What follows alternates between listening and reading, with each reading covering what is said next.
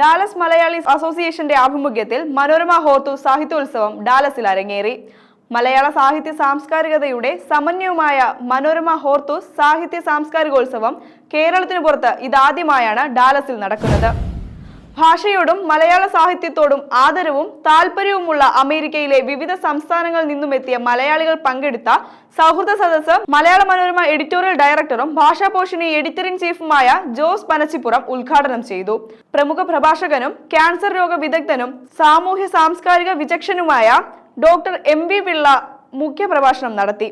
എഴുത്തുകാരനും നടനും സിനിമാ നിർമ്മാതാവുമായ തമ്പി ആന്റണി തന്റെ എഴുത്തനുഭവങ്ങൾ പങ്കുവച്ചു.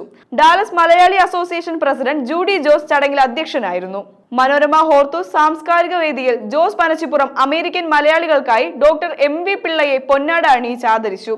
അദ്ദേഹത്തിന്റെ പ്രഭാഷണങ്ങളും എഴുത്തും അമേരിക്കൻ മലയാളികൾക്ക് എന്നും പ്രചോദനമാണെന്ന് പനച്ചിപ്പുറം അഭിപ്രായപ്പെട്ടു. സാംസ്കാരിക കലാപ്രവർത്തനങ്ങളുടെ അംഗീകാരം എന്ന നിലയിൽ തമ്പി ആന്റണിയെ ജോസ് പനച്ചിപ്പുറം പൊന്നാട അണിയിച്ചു. പത്രപ്രവർത്തനത്തിന്റെ അരനൂറ്റാണ്ട് ആഘോഷിക്കുന്ന ജോസ് പനച്ചിപ്പുറത്തിനെ ആദരിക്കുന്ന ചടങ്ങും ഹോർത്തൂസ് വേദിയിൽ നടന്നു. മലയാളി അസോസിയേഷൻ പ്രസിഡന്റ് ജൂഡി ജോസ് അദ്ദേഹത്തിന്റെ മലയാള ഭാഷയ്ക്കും പത്രപ്രവർത്തനത്തിനും എഴുത്തിനും നൽകിയ സമഗ്ര സംഭാവനകളെ മുൻനിർത്തി മൊമെന്റം നൽകി ആദരിച്ചു.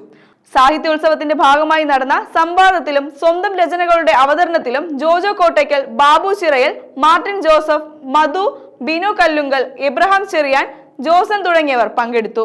ഗാനരചയിതാവും കവിയുമായ ഫാദർ ജോൺ പിച്ചാപ്പള്ളി, കലാവേദി ചെയർമാൻ സിബി ഡേവിഡ് എന്നിവരുടെ ആശംസാ വാക്കുകൾ സദസ്സിൽ വായിച്ചു. ബിനോയ് സെബാസ്റ്റ്യൻ വിശിഷ്ടാതിഥികളെ പരിചയപ്പെടുത്തി. രേഷ്മ രഞ്ജിത്ത് അവതാരകയും ഡക്സ്റ്റൺ ഫെരേര പ്രോഗ്രാം കോർഡിനേറ്ററുമായിരുന്നു.